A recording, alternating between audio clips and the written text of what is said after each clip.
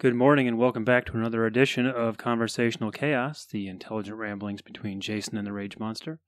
We have a special guest with us today, so not only are the Rage Monster and Jason in the studio, but we also have the Renaissance Man, a.k.a. Beard. How you doing this morning, Beard? Great, good morning. Yes, very, very energetic today. And we are also on location.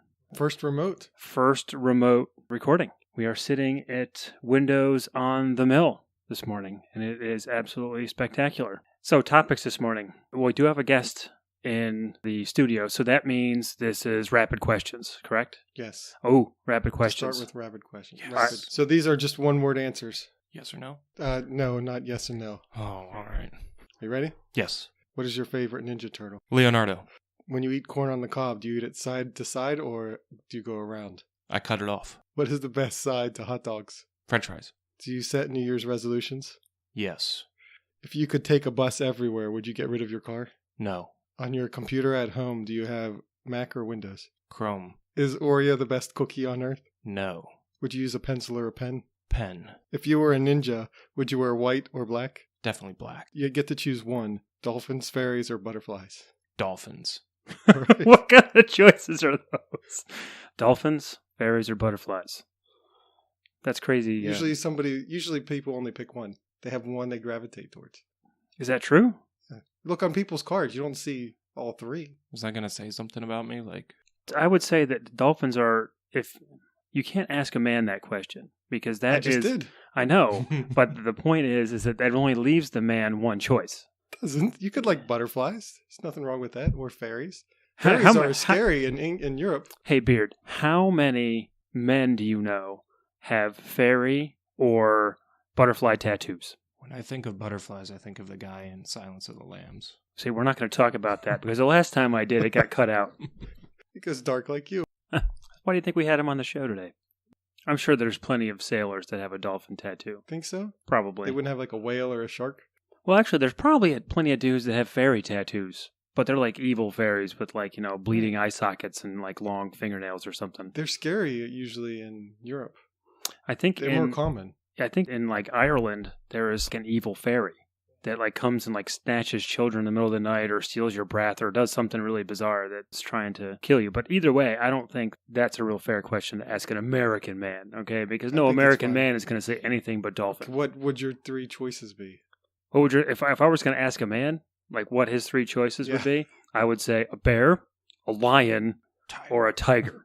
Lions, tigers, and bears. Oh my. You can't get anything from those though. They're all pretty similar. Okay, a grizzly, Shark. a shark, or a hippopotamus. Because they're pretty deadly. Yeah. Surprisingly enough. They're all deadly animals though. You should throw in like a panda, Horse. a horse, and a shark. I want to clear something up here. You brought up the three creatures, right? You had a butterfly, Right. a fairy, Right. and a dolphin. You hear stories like old sailors and they're sailing vessels, sinking, and then dolphins dragging sailors to shore, saving sailors a lot. It happens. You read stories about it in the past. What you don't read about are the stories where the dolphin carries the sailor out to sea. And I think that probably happened more often than not. So, Do you think the by that dolphin carried them rationale, out to sea? a dolphin is a more deadly creature as opposed to a butterfly. I mean, I've never heard of anybody getting a butterfly injury. Have you been in any of those tents? Yeah. Actually, the Canadian will enjoy this. I was at the Butterfly Conservatory. It was north of Niagara Falls, and that place is just loaded. You're dive bombed constantly by butterflies. Cut you in the eye? Yeah. I heard that's a common injury. Be blinded by. You don't hear too many dolphins blinding people. What is it called? If you have a cage full of birds, right? It's called an aviary, right? If you have a bee, like the bee hut, keep bees, that's called an apiary. I believe so. It was called the beehive? No. Well, no, I mean, this is like, I'm not talking about like a little beehive you'd put in a field to pollinate your crops. I'm talking it's like a big building. Full of bees. Full of bees. And I think it's called an apiary. I don't think I've ever seen one of those. And I think where they have birds is an aviary. What do they call it when it's full of butterflies? You can't just call it a conservatory. That's totally cheating. It's a butterfly house. It's got to be a something airy. Like a butterfly airy. Side note, I went to that place with my ex-wife. On purpose? Yeah, she smelled like Coors Light the whole time. She did what? Smelled like Coors Light the whole time. The butterfly house? And cigarettes. No, his Butterflies ex-wife. loved her. Yeah. His ex-wife smelled like Coors Light and cigarettes. What kind of cigarettes? Marlboro Light 100. Did she keep the filters on? Yeah, most of the time. Okay, good.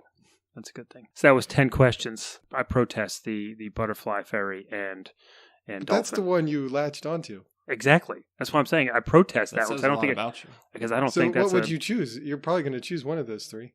I would choose a You dolphin. can't choose a dolphin. It's already been selected. Sorry, Charlie. So okay, so this is one of those situations. There's three of us sitting at the round table here. One of us is a dolphin, one of us is a butterfly, one of us is a fairy. Mr. Beard, you were in the Army, is that correct? I was for a glorious 5 years, 213 days and some odd hours. 5 years, 213 days, and some odd hours. Some odd hours. How is it you ended up joining the Army? Oh man, this is a good one. Sit back, ladies and gentlemen. So I graduated college. Okay, wait. We got to back up for a second. You went to college first? Went to college first. That's a very rare thing to do. First mistake. Ding. All right. Then my wife, who was my girlfriend at the time, who ended up becoming my ex-girlfriend, who I then ended up marrying. You follow me? I think so. Okay. She got pregnant with someone else's child. Oh. We really weren't boyfriend and girlfriend at the time, but I was still angry. Were you married yet? No. Not yet. No. God, the timeline threw me off there. Yeah, I'm okay. caught So up now. graduate, pregnant From- around the same time. So then I started looking for jobs. I had a geography degree. What was I? I respect that. Geography degree. Geographical analysis is what the degree was in. Started looking for jobs, got impatient, so took a job at, wait for it, Enterprise Rent-A-Car. Hey, they'll pick you up. They're one of the better ones. Yeah, they have a great management trainee program. If you notice, it's mentioned in Step Brothers, so that should tell you everything you need to know. So I tell people Enterprise Rent-A-Car working there was so bad. During my lunch break one day, I walked into the recruiter's office and said, I want to join the Army. And he looked at me and he said, you got any felonies? I said, nope. Can you pass the drug test? Sure can. And what's your highest education? I said, college. And I swear he turned around and looked at his guys and gave him a big wink and a grin and said, sit right down. He knew he had one. Sucker. So let me get this straight. You graduate from college with a degree in geography. Had trouble finding a job at that point. I got impatient. I waited like a month. But yeah. You got impatient. Yeah. Were you living at home still? I was, yeah. Okay. And this was in eastern Pennsylvania, correct? Yeah, southeast Okay. PA. So southeast PA, not too many geography or GIS or remote sensing jobs available at that point. So you decided for some ungodly reason to take a job after a month of looking with Enterprise Rent-A-Car. Mm-hmm. And then It's good to have something. It was something. and the job was so bad it caused you to join the Army. Yeah. How long were you at Enterprise? About 3 months. Oh, that's a pretty good time. Yeah. How long after? Okay, so you're at Enterprise for 3 months. Then you, on your lunch break, you enlist in the Army.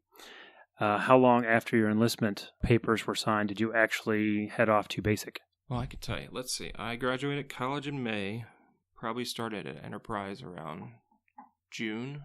So June, July, August. And I started basic September 8th, 08. So not very. Yeah, not very long. Only a couple weeks, probably. Yeah. I think it was about a month because I wanted to wait. Because I wanted to put in my 2 weeks notice. And then I had something else where I wanted to wait a week. So they kind of, at that point in time, they had me. I was able to kind of pick when I wanted to go in. But So where did you do your basic? Fort Benning, Georgia. Fort Benning, Georgia. At least it was in September and not in July. Yeah, and I want to point out that I enlisted in the Army. Most people with college degree would go in as an officer. No, that was coming up. Yeah, I was that going to was- ask that yeah. question. Yeah. Did they give you that option, or did they I mean, tell you no, that wasn't good for you? I could have had that option Yeah, you if I just- would have, Oh, but I wanted to. But that was also based on your Yeah, choice, it was right? based- Because yes. you enlisted, but when you enlisted in the Army, you went in as a special MOS, correct? Yes, I went in as an 18 X-ray, which is a Special Forces recruit. I thought I could go be a big, hard-charging son of a gun, A but fast mover. yeah, fast mover. And it turns out you weren't that fast. Not that fast, yeah, a little mediocre, average.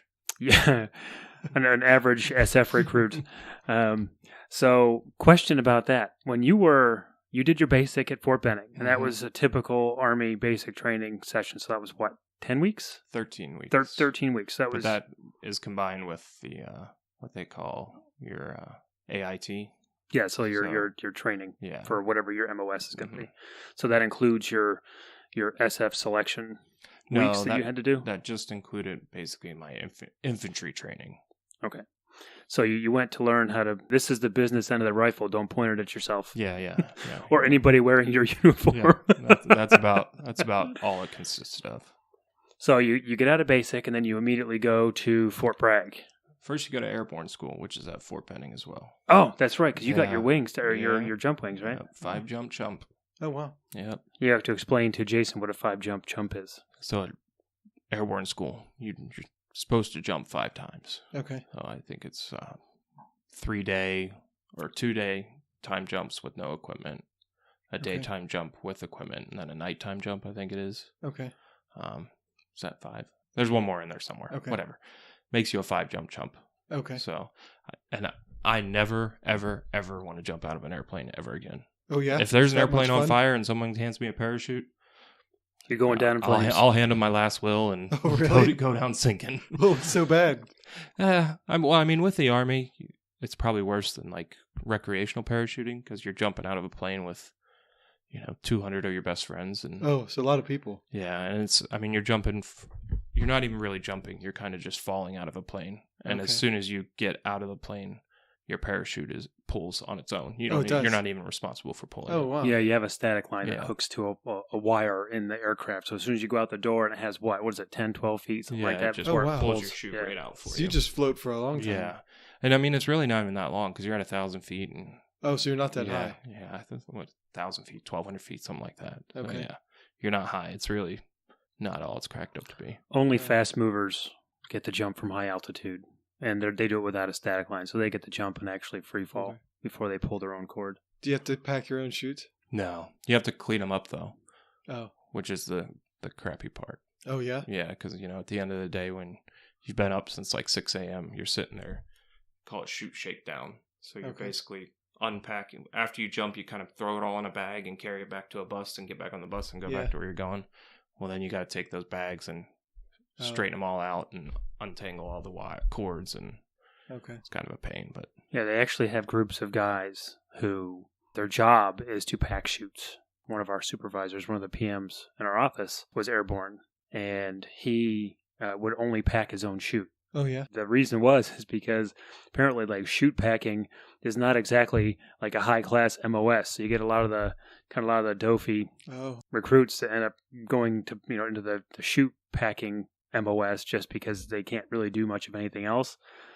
And I think it was twice he mentioned when he was in the military that 2 people, one person died and one person got severely injured because one of their chutes didn't open, and in one case both chutes didn't open. Oh. And that's bad. Yeah, that's a bad thing. So he would only pack his own chutes.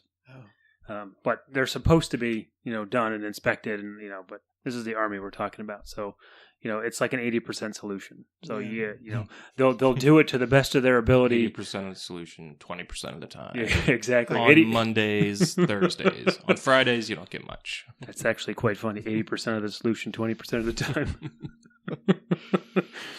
Okay, so you're 18 X-ray. Mm-hmm. So after your jump school, you go to Fort Bragg at that point. Yeah, you go to Fort Bragg and you start with a Special Forces selection, which is kind of like it's more educational than selection. They kind of try and teach you a little bit. And they let you sleep 8 hours a day, which is nice. Oh. Yeah, but that's only for like the first week. Yeah, you do that for, I think it was 3 weeks. All right, so you had your 3-week prep course. Yeah. Okay. Then you sit around for a week or 2, and then you go to selection. Selection's only 2 weeks. 3 weeks. It is 3 weeks. At the time, it was 21 days. I think that it's changed since then. But yeah, 21 days. First week is kind of a hell week sort of deal, I guess you could say. Second week is a bunch of land navigation. Third week is team week. And then I think they close it out with a 20-mile ruck march, or they used to. That's timed ruck march too, right? At that point in time, it's timed, but it's more like a gut check for anybody that's left, really. 20 miles is nothing. Yeah, but after 3 weeks of that crap, 20 miles is nothing. So it's more kind of just a gut check, reality check. So you made it through a couple of weeks before they washed you out. Yeah, second week I got told it wasn't working out. We're gonna have to see other people. But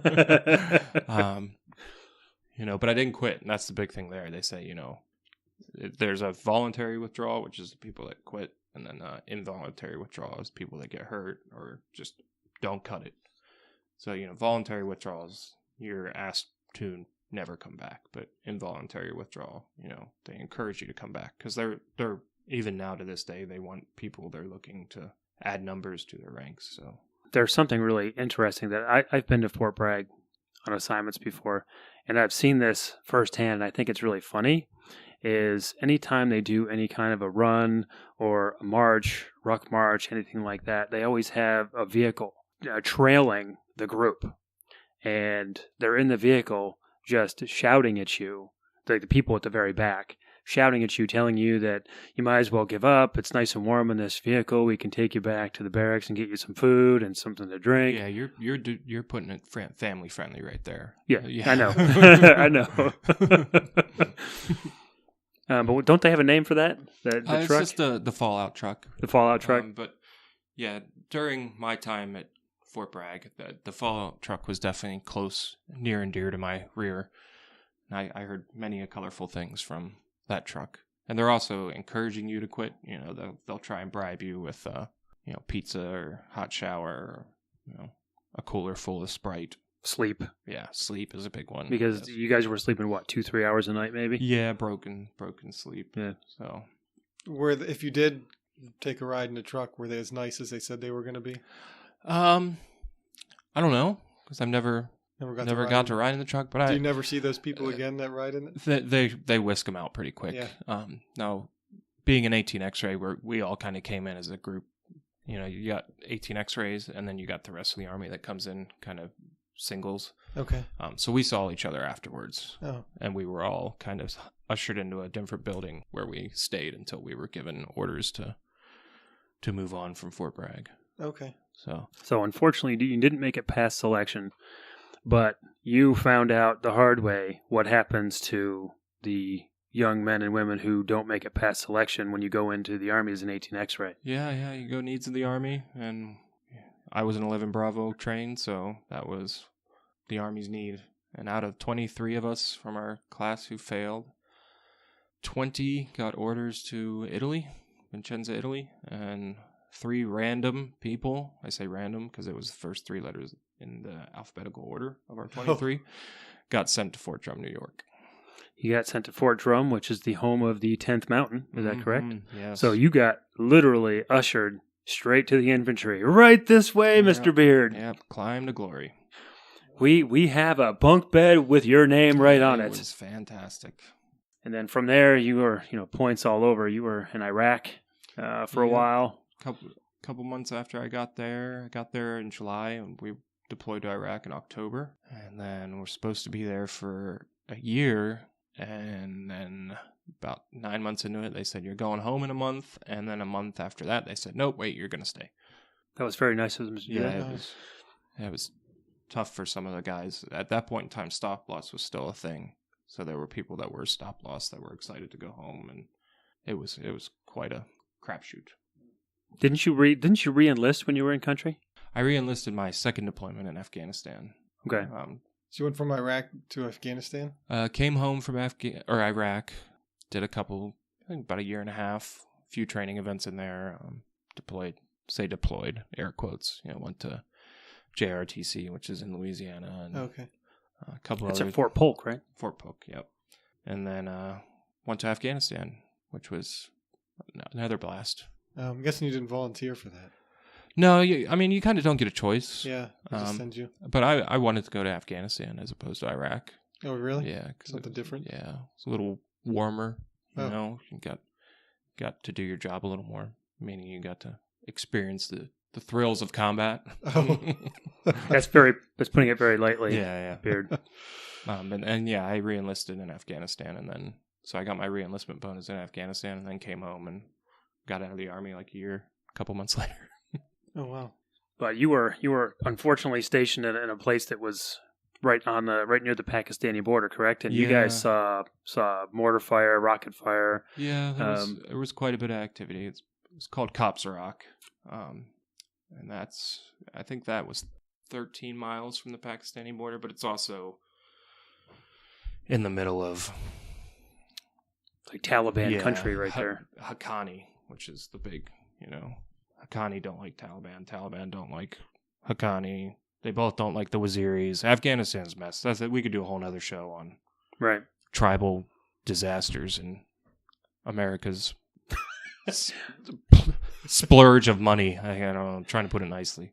I too got the experience of Afghanistan, not the same as you, thankfully, but I was in Afghanistan in the winter of 2013 into the towards the spring of 2014, and that was, of course, 2014 was the year they were doing their big withdrawal, right? Yeah. So the company I was working for at the time was doing.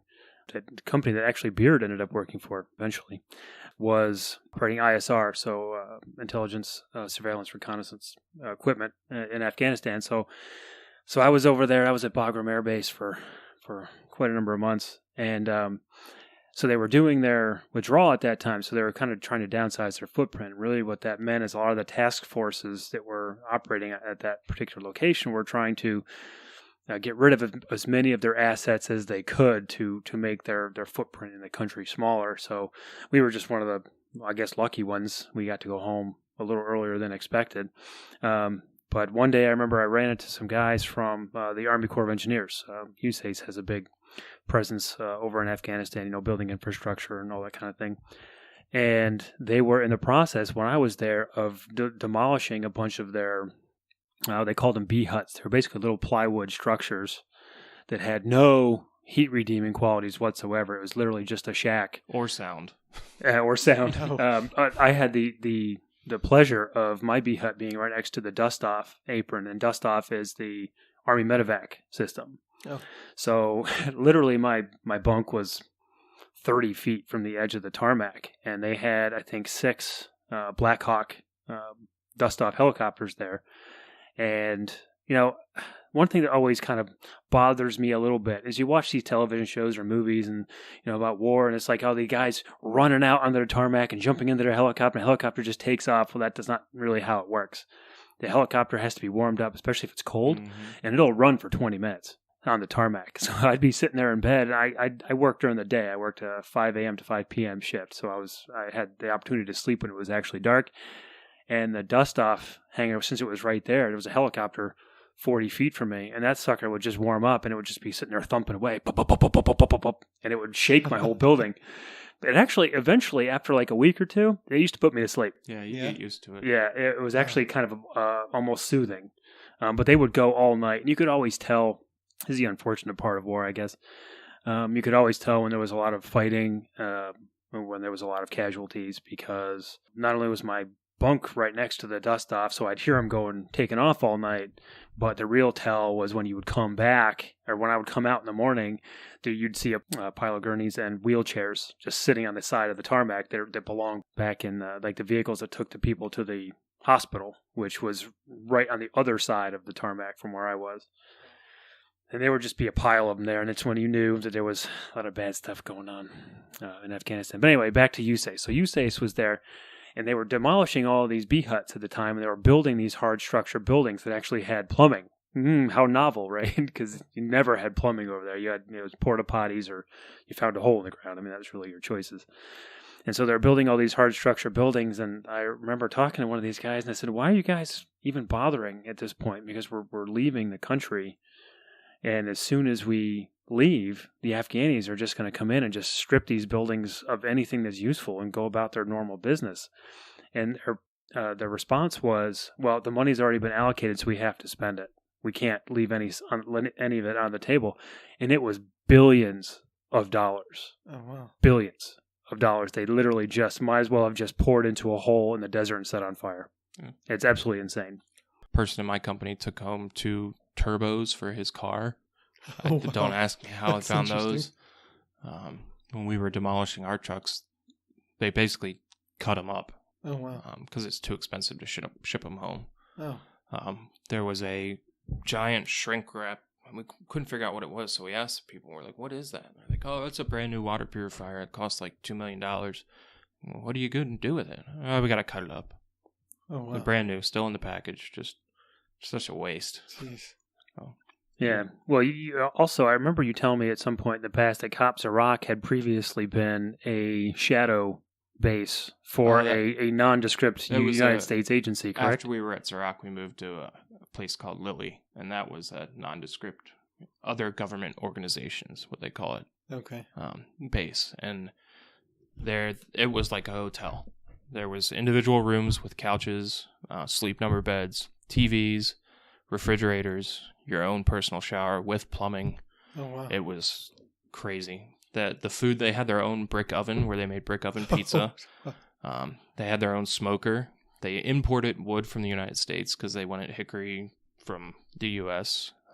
Lobster tails, filet. I mean, you couldn't make this stuff up. Oh, wow. And wait, weren't the freezers full of food? The freezers were full of food and alcohol. There was like a shipping container, like a Connex, full of booze, which was illegal in the country. Oh, yeah. Like if we were caught on a U.S. base with alcohol, you'd be literally shipped out that day. Really? Have a nice day. Thank you very much. So the morning we moved in there, regardless of security, the higher enlisted NCOs and officers went in to clean up the booze. Yes, they went and cleaned it up already. They literally, there was a pit, and they were just throwing it in there and dumping it in there, and oh, wow, just light it on fire. It was, I mean, at the time I could have drank a lot. I did drink a lot when I got home from Afghanistan, but the smart person would have said, "Hey, let's ship this home." Right? Yeah. There was that. I mean, there was hundreds of thousands of dollars worth of alcohol that they threw out. But if they're going to destroy a $2 million water purifier, it's probably $200,000 worth of booze. Isn't really nothing. So your government dollars at work. Yeah. So somebody high in the CIA or NSA was sleeping on a nice, comfy bed. But that had been there for a long time, though, right? That had been a base that had been operated probably since back in the 80s when the CIA was backing what effectively became the Taliban. Yeah, I think it was there for a while. And there was a separate part of it where they had built up. They called it the castle, and it actually looked like a castle, and it was kind of cool. We moved from there to the plush side. Oh, wow. Yeah, so good times. Yeah, good times. So, like a year or so later, you're out of the Army, and what was your first job that you took when you got out of the Army? Can I say the company? You can say the company if you want. I worked at Leidos, where an individual who is on this podcast worked. That would be me. Met him and was fortunate enough to go to Jordan for 6 months. Yeah, Jordan was a great. I absolutely loved. Oh, really? Yeah. Well, I almost went native. It's kind of like the Wild West. We treated it sort of like the Wild West anyway. Carry a 6-shooter? We weren't allowed to do that, but everybody else did. How did you treat it like the Wild? We weren't allowed to because of the rules. But everybody at your company, or no, all the natives. Yeah, I don't want to call them natives. That sounds terrible. All the Jordanians, the Jordanian locals. A lot of them carried. You didn't see them carrying weapons, but they all had them. And were they like pistols, or were they like AK-47s or something? I'm sure it was probably both. A little bit of everything. Oh, okay. Yeah, there was. I think you were with me when we were in traffic that day. So we were in you can't even call it the fast lane. We were on the left side of the highway because the highways have no lines. So it's like total bedlam when you drive. And that's part of the Wild West part. It's really just kind of, there's essentially, when it comes to certain things, just no rules. They just have no rules for certain stuff. Okay. So we're in the left side of this highway, and the traffic is at a stop, which in this one particular portion of the highway, we used to call it the Marker Merge. It was where the highway merged from what is really 3 lanes down to 2 lanes, but there was really no lanes. So it could have been 5 lanes down to 5 lanes, whatever. Just trying to squeeze everybody into a smaller area. And so we were kind of stopped in traffic, and this guy right in front of us, who was just to our right-hand side, gets out of his car And he looks at us as he's walking. And I'm thinking he's going to come back and he's going to say something to us because, you know, there was a mix because we weren't too far from Zarqa at that point. And Zarqa was where the founder of ISIS is from, Zarqa, Jordan. And we'd gotten commented on from people before, like to yell at us in Arabic and that kind of thing, because we were obviously white Americans. Guessing not nice things. No. Didn't understand what they were saying. Yeah, so most it of the didn't time. matter. Yeah, most of the time we couldn't understand a word they were saying. So, because they would just be yelling, and they're very animated, their hands flapping everywhere and stuff. So this guy gets out, he kind of looks at us, but he goes to the car that's right next to us, opens the driver door, and there's a woman in the car. She's not wearing a burqa, but she's fully covered except for her face. So she's wearing a hijab and basically a burqa dress. Okay. And she's driving, and he just gets down on his knees. And I'm thinking, what the heck is he going to do to this woman? She didn't even react. She just was just sitting there. And he reaches underneath the driver's side of the car and pulls out a nickel 6-shooter of some kind. And it was a large bore underneath, too. Like it wasn't the seat or underneath the car. Underneath her seat. Oh. And he like pulls out this pistol, and it's in a holster. So it's like a large bore nickel 6-shooter that's in just a holster where you can like the barrel and just the end of the chamber sit. So you can see the rest of the he grabs it, and he just like slams her door and kind of looks at us again and walks back up to his car and gets in and drives off. And I'm like, what the heck was that? You know, it's just like weird stuff. But there was always Thursday night was like party night in Jordan because most of the time, most people, the only day they have off is Friday. That's their holy day. So like weddings, parties, all that kind of stuff was always held on Thursday because they had a day to recover for, holy day. And so you'd hear gunfire all the time from weddings. Have weddings and you hear people out there with shooting their guns up in the air and they still don't get the concept that what goes up must come down. Yeah. Did you guys put on like helmets and stuff, or you just kind of hope for the best? No, you the odds are slim. It's not gonna kill you anyway. If it comes down on your head. No, it follows a ballistic trajectory, so it loses all of its momentum, and when it starts falling back down, the only thing that's bringing it back down is gravity. So it's just its kinetic energy.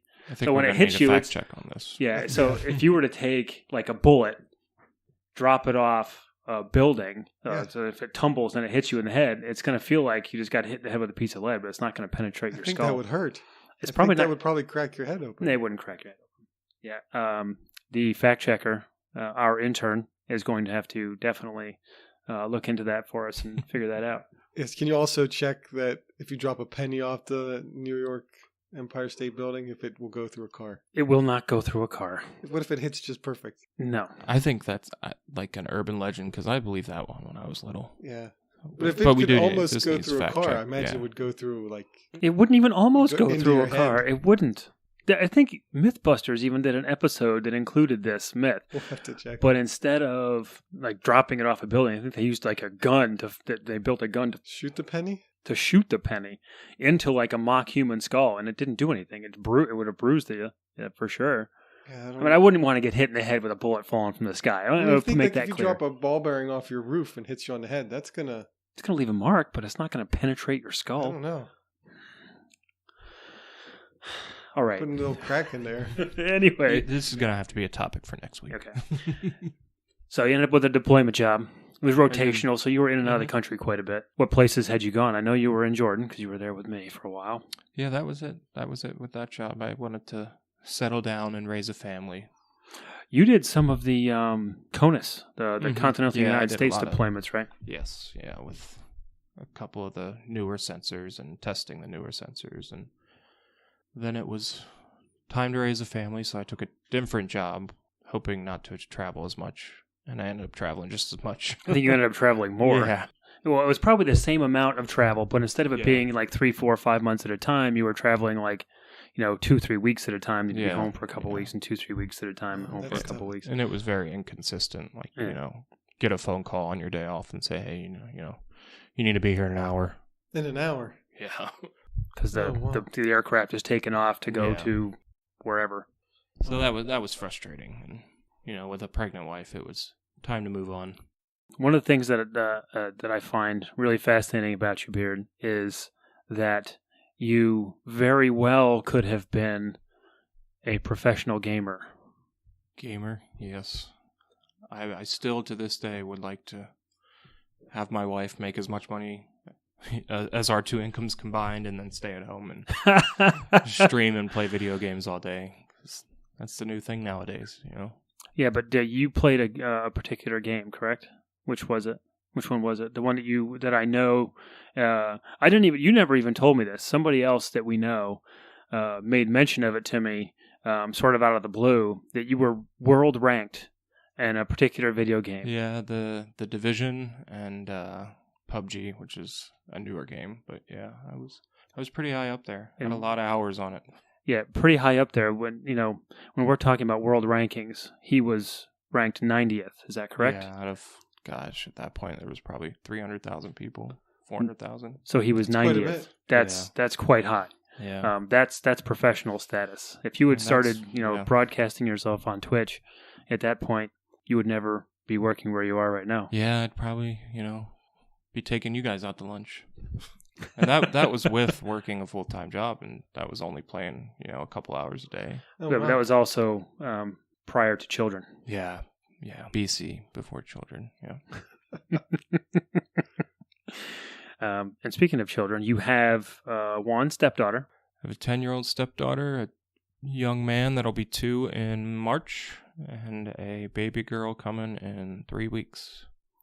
How was fatherhood suiting you? It's good. It's good. Tiring though, right? I miss video games, but it's gotten to the point where I'll play a little bit here and there, and then on the weekends I play, but my 2-year-old will take the controller, and then I have a headset I wear. He'll take the controller and the headset and put it on and sit on my seat on the couch, and he thinks that's the greatest thing in the world. That's good. Yeah. I think you're raising a young man to be a professional gamer. Yeah, you know that? definitely. He needs to stream full time. Yeah. We can be a team. Yeah, I agree. Oh, that would be awesome. Beard and Son. Yeah. That would be a sweet team. The Beard Chronicles. The Beard Chronicles. You also, at one point, could probably have crossed over into professional poker playing. Yeah, poker's scary, though. You can make a lot of money, but you can also lose a lot of money. Then you don't want to lose it. Yes, but you've never lost money. I've never lost. So when we were in Jordan, I was like, you know what? I in college I had played, and in college I lost, but it was like $100, which in college is considered a bunch of money. But when I was in college, since both Jason and I are substantially older than you, you have any idea how long it would have taken me to make $100? About a month. It probably would have taken more than that. Because I was working probably 20 hours a week. I guess not more than that, even less than that. Because I was making whatever minimum wage was at the time, which I think was $5.25 an hour. Yeah. So it'd be 20 hours. So about a week, I would make $100, but on top of my normal course load. So $100 was a ton to me when I was in college. Yeah. And I went to school on the Canadian border, which was awesome because we could go across the border. And at the time, it was the exchange rate was 1.7 Canadian dollars to $1 US. Oh, so it was almost twice as much. Oh, it was awesome. I don't drink very much, but in college, when I did, I would go to Canada to do it. So you go over there with $10, and you can get a substantial amount of alcohol for $10. So sorry. Anyway. Yeah. So I downloaded the software I had played with in college. That was before it was illegal in the United States, and the government shut down internet gambling, and now I think you can still do it, but you got to do it on offshore sites, which are kind of sketchy. Yeah. But anyway, I downloaded this software, and I saw I think I had $25 left on it. I was like, let's see what happens. And I turned that 25 to over 4K. Paid for my honeymoon. Oh, wow. Yeah, which was in Hawaii, so that was not a cheap honeymoon. But you turned it into over 4K in about a month. Yeah. Right? Yeah, about a month and a half. That's pretty good. My favorite thing to do was play, Saturday mornings in Jordan, which are Friday nights, in the States and in Europe, where everybody's, inebriated and making silly mistakes. And it's true. He had a great strategy, and it was awesome. Yeah. It was absolutely awesome. We'd be sitting, because we were working, obviously, in Jordan at the time together, and we had this office. It was kind of open. We had desks where we had our computers, and on days where we didn't fly our aircraft, which unfortunately that last deployment that we had was almost every day. We only flew maybe 5 times the last 4 months I was in that country, I think. wow.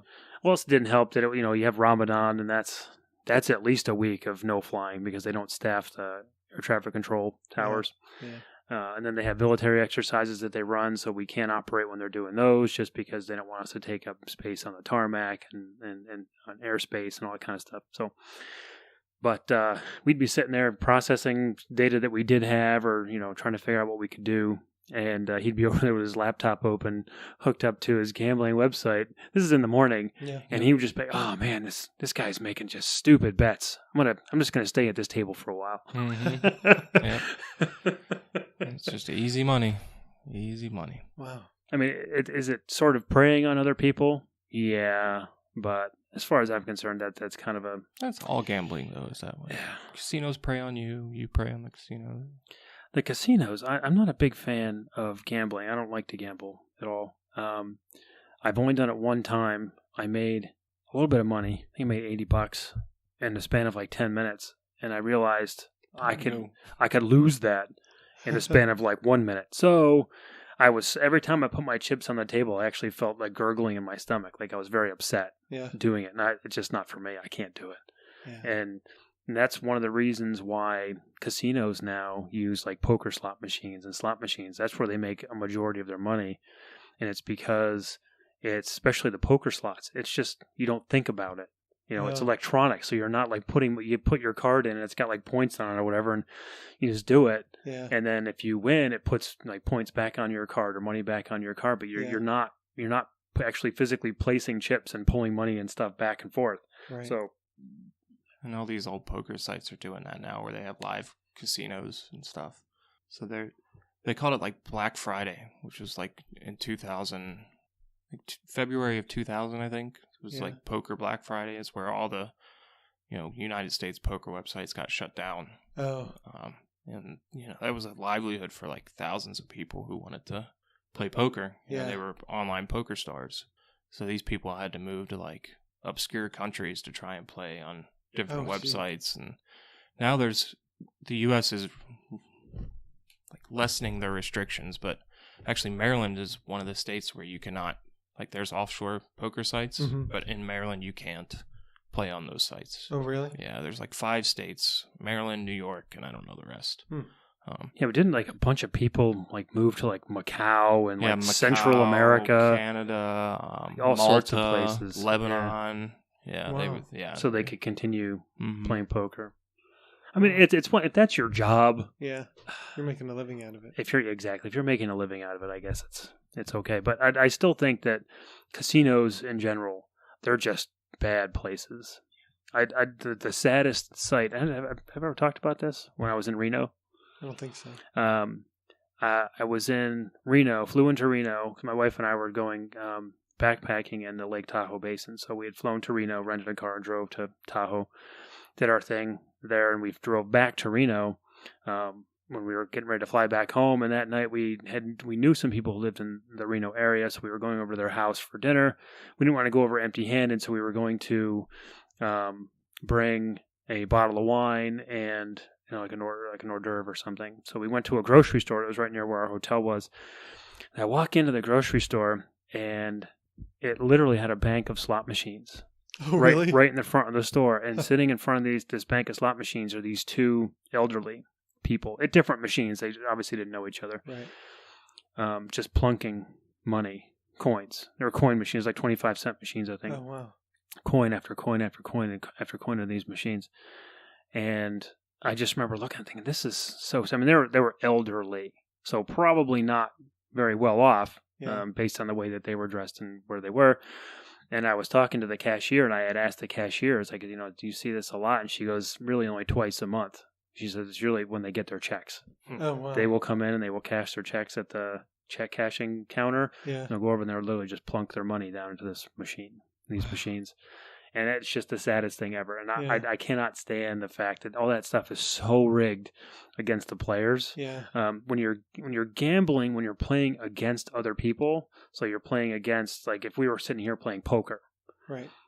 Is that gambling? Yes, but you're just kind of betting that you're going to be a better player than the other person. That's fine. That's not really rigged. Somebody's going to win and somebody's going to lose. That's just kind of how that works. But when you go to a casino and you play blackjack, the odds are severely in their favor. And we'll have to get the fact checker to check this, but your odds of winning at blackjack, I don't even know what they are. They're not very good. Right. But we did have a former coworker. We'll call him Mr. Freeze. Yeah. Call him Mr. Freeze. Mr. Freeze used to go gambling, but he would only go and play craps. Yeah. Okay. And he was actually quite good at it. Yeah. Yeah, he would go and he would win, $1,500 overnight, and then he wouldn't go back to the casino again for several months. But every time he went, he was coming back with more money than he went with. He was good at doing it.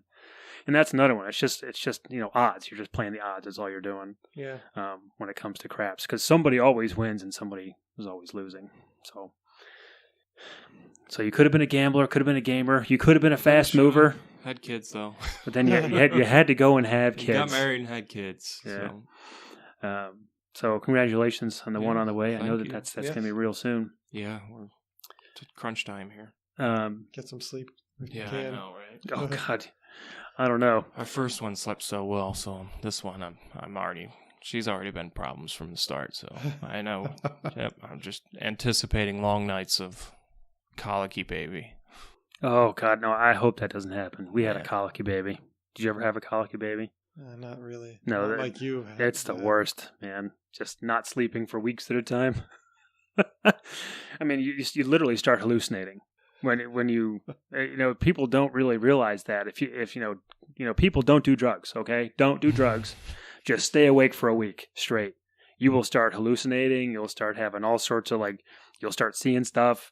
You'll start hearing voices, and it's absolutely insane. I mean, for me, it was actually kind of frightening, but it will totally monkey with your head really bad, not sleeping. So I'm not surprised that they use sleep deprivation as a torture method. Like if they're trying to get information from people, they will use sleep deprivation because then they start losing their connection with reality. And anybody who's had children who haven't been well, I'm not going to say colic or, we had friends who had a child whose diaphragm had a hole in it. Oh. So their stomach formed on the other side of the diaphragm. So basically it impeded the lung growth. So lungs were really small. So they were in the NICU for months. They were just there constantly and not sleeping because they kept being told that the baby may or may not survive. 10% chance, 20% chance, 15% chance, 2% chance. And it was just every day it changed. Yeah. And so anybody who's ever had a sick child knows that sleep deprivation is just absolutely insane. Yeah. The military uses sleep deprivation in a really interesting way sometimes, and it's actually quite comical. What they'll do is they're trying to get somebody to come out of somewhere. And I know they did this with, who was the Nicaraguan dictator? Well, anyway, he was in his compound and basically wouldn't come out, and the U.S. military surrounded his compound. They just put up big speakers, like concert speakers, and blasted like Led Zeppelin and Black Sabbath and just loud music 24/7. Yeah. Until he basically gave up, just kind of walked out. He's like, I can't take this anymore. Like, well, there you go. So it's absolutely crazy. Speaking of the fact checker. Yes.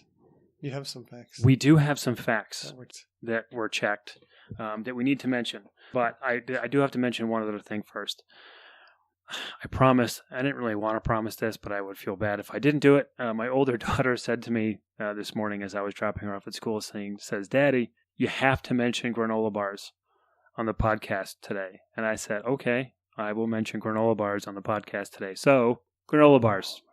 Okay. Do you make your own?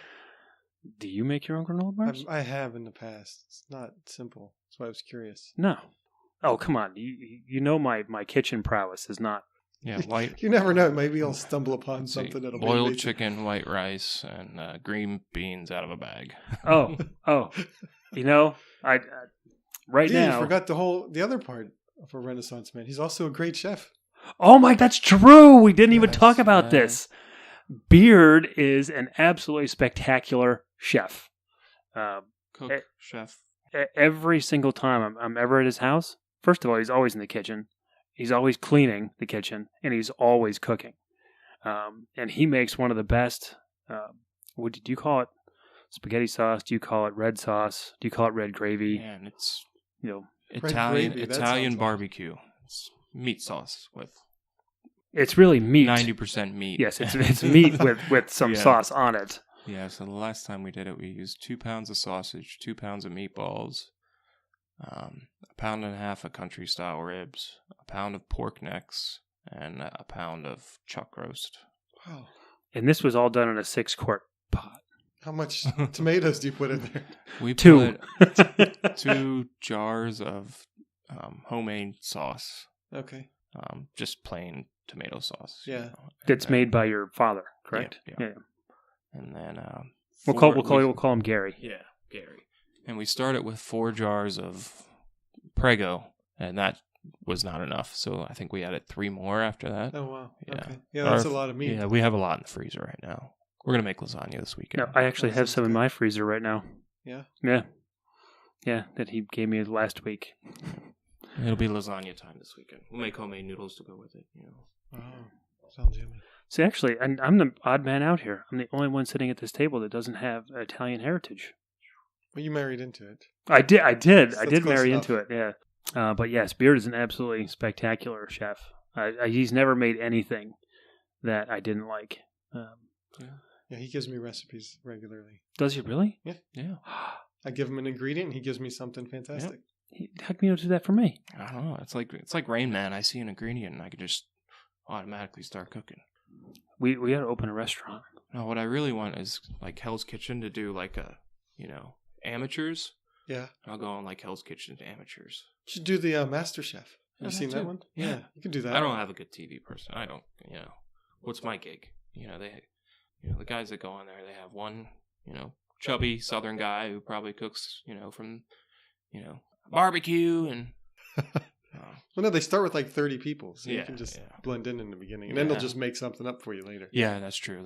They'll come up with something. Yeah, the producers will figure it out. Mhm. Yeah. Okay. Sounds good, like a good idea. Yeah.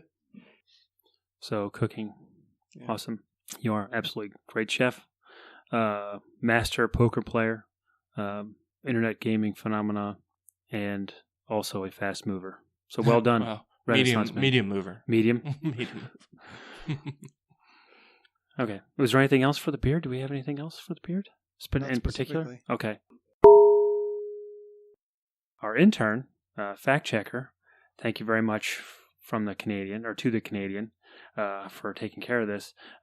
She's kind of tearing us up. You see this list right here? It's not as thorough as I expected, Yeah. but it's more thorough than I wanted, if that makes any sense. So, We expect more, but less. we expect more, but we want less. Right. Okay. So I got into a heated discussion with the Canadian 2 days ago about whether or not Princess Leia is, in fact, a Disney princess. And I don't care what anyone else says. Princess Leia is not a Disney princess. There is somebody at this table who thinks that Princess Leia could be a Disney princess. Beard. And he only thinks that because, for the same reason that the Canadian thinks that Princess Leia should be a Disney princess, listed as a Disney I princess. don't agree with it. I don't think it's right, but I- facts are the facts. I have some new thoughts, though. Okay. So, prequel and the original Star Wars, it's their own separate story. I think the Star Wars we have now is not the same Star Wars. I mean, they're putting ninjas and... Oh, for sure. Come all on, that other Princess stuff in there. Leia floated Yeah. through More like Mary, space. she's like Mary Poppins. Is Mary Poppins Disney? Oh my gosh, she did. She looked like Mary Poppins without the umbrella. Yeah. That's totally crazy. So, I mean, maybe she is a princess now because it's not the same Star Wars. Well, it doesn't matter because now Princess Leia is no more.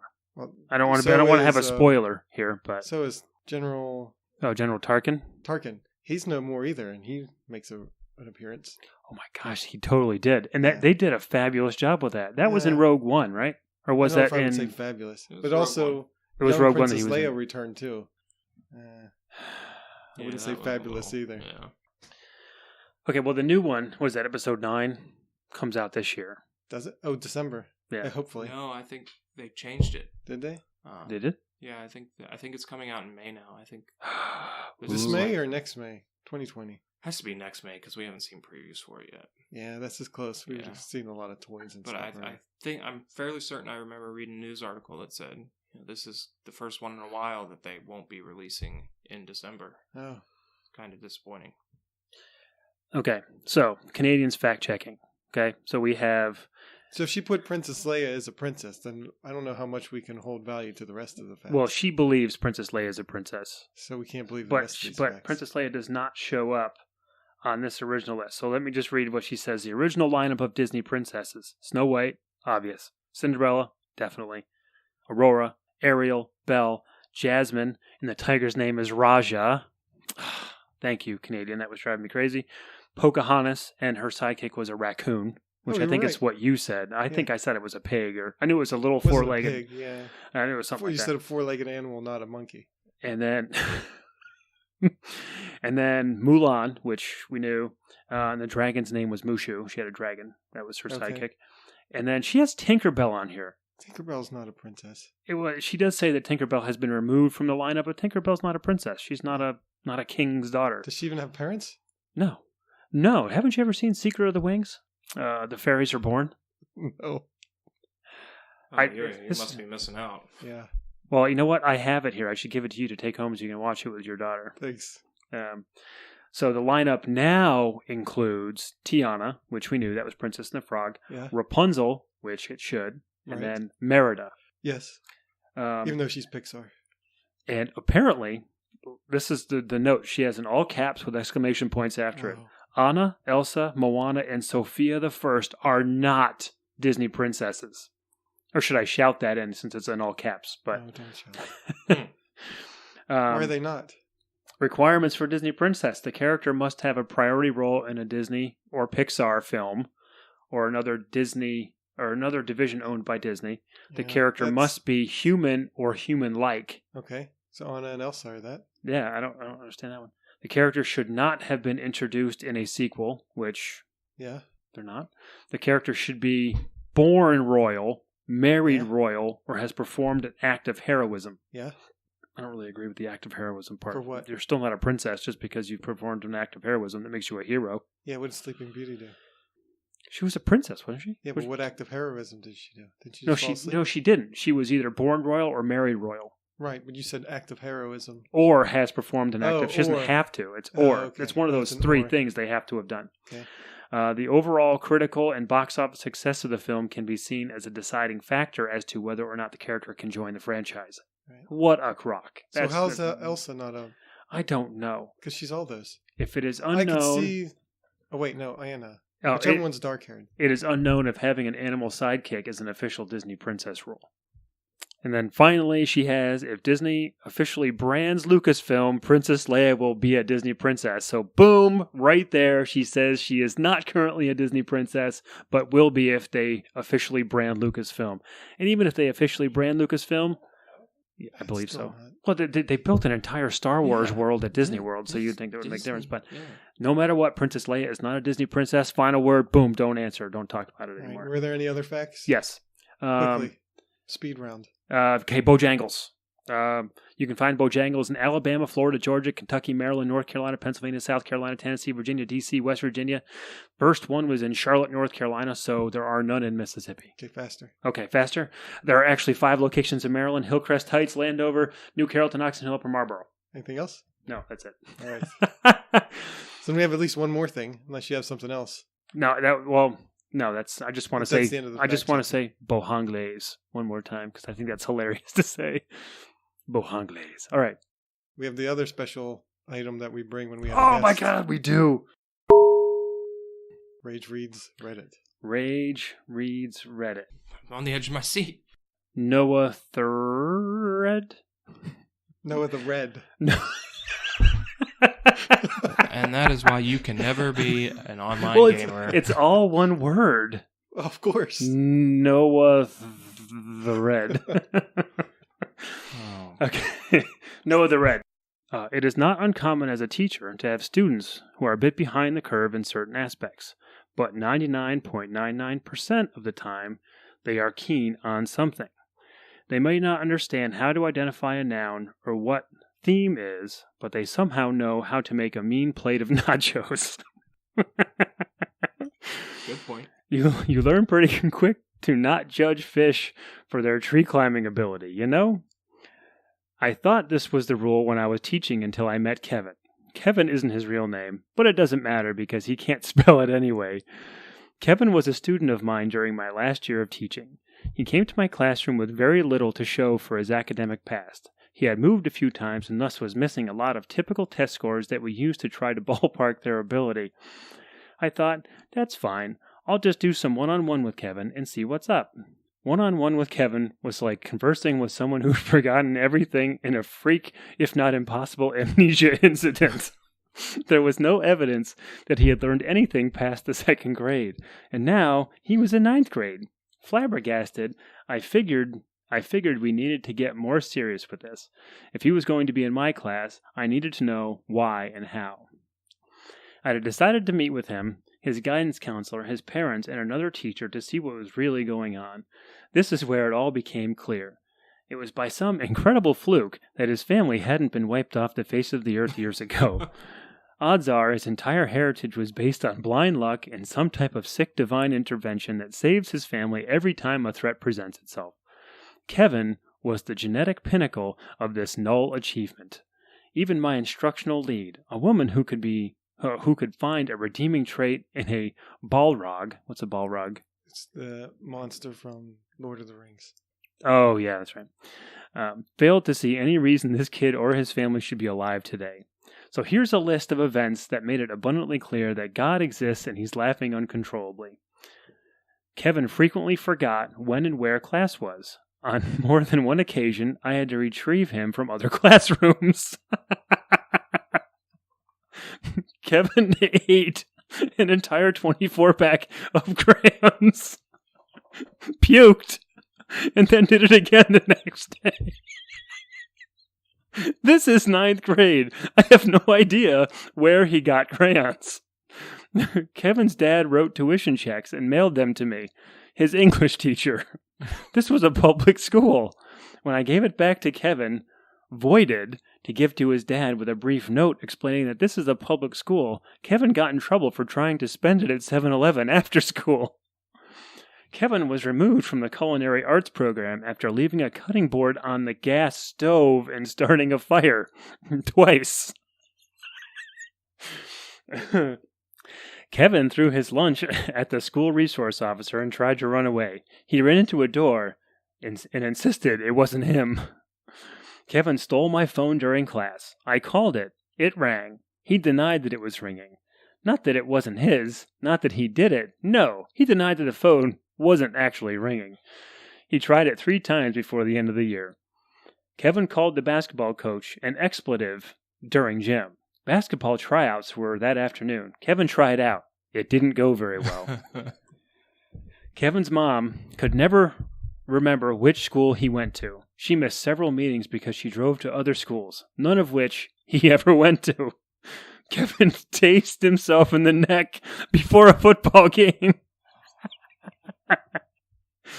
Kevin kept a bottle of orange Kool-Aid in his backpack for about 4 months. He thought it would turn into alcohol. He drank it during homeroom and threw up. Kevin says the N-word a lot. Kevin was white. The high school was 84% black. Kevin got beat up a lot. Kevin stole another student's iPhone and tried to sell it back to them. Kevin didn't understand that his grade was dependent on tests, quizzes, homework, classwork, and participation. Kevin finished his first semester with a 3% average. He tried to bribe me with $11. Kevin spit on a girl and said, "You should get out of those wet clothes." The girl was the Spanish student teacher.